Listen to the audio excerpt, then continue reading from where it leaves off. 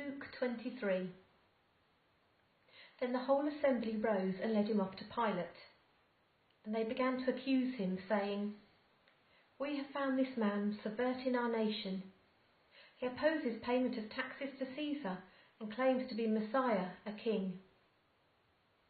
So Pilate asked Jesus, "Are you the king of the Jews?" "You have said so," Jesus replied. Then Pilate announced to the chief priests and the crowd, "I find no basis for a charge against this man." But they insisted. "He stirs up the people all over Judea by his teaching. He started in Galilee and has come all the way here." On hearing this, Pilate asked if the man was a Galilean. When he learned that Jesus was under Herod's jurisdiction, he sent him to Herod, who was also in Jerusalem at that time. When Herod saw Jesus, he was greatly pleased, because for a long time he had been wanting to see him. From what he had heard about him, he hoped to see him perform a sign of some sort. He plied him with many questions, but Jesus gave him no answer. The chief priests and the teachers of the law were standing there, accusing him. Then Herod and his soldiers ridiculed and mocked him. Dressing him in an elegant robe, they sent him back to Pilate. That day Herod and Pilate became friends. Before this they had been enemies.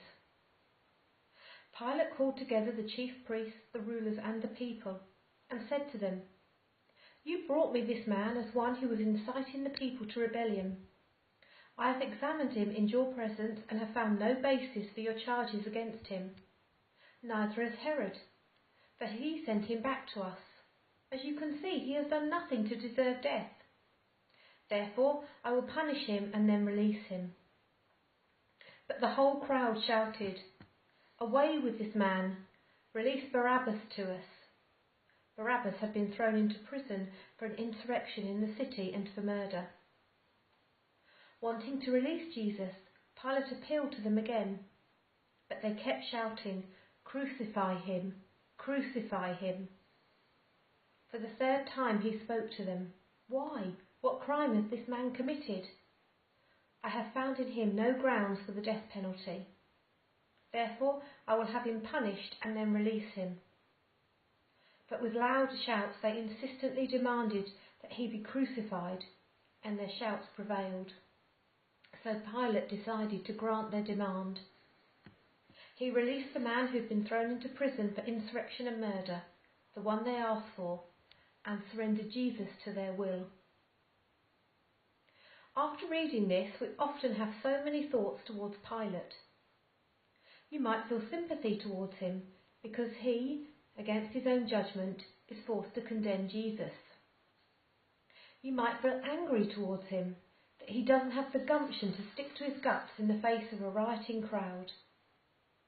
However you feel, the facts remain the same. Pilate and Herod could not find fault with Jesus, but Pilate washed his hands of him because of the pressure from the crowd. He gave the people what they wanted. He was a people pleaser. Man's praise was important to him. On the complete opposite spectrum we have Jesus, the Son of God, who only spoke truth whether it was well received or not. And in this case, Jesus was on trial because he had made people uncomfortable. He had convicted their hearts and challenged their ways. And so, in these verses, you have Pilate, a man who disregards his own instincts, who even disregards the law because he needs to please people immediately. And then you have Jesus, who sticks to the truth, sticks to the law because he wants people to know God and spend eternity with him. The important question to ask ourselves today is, who are we like? Who are we serving, God or man? What motivates us? Our eternal home or immediate gain? Jesus went to the cross to pay for sin forever. Jesus died a horrific death for eternal, universal consequences. In our day-to-day decisions, may we too select the path which will echo in eternity, even though it might well be the more gruesome of decisions. Let's pray. Dear Lord, thank you for your Son and his example on earth to us. May we be more like Jesus in always doing what will glorify you rather than ourselves or man. Help us to make the right decisions, even if they are harder. Amen.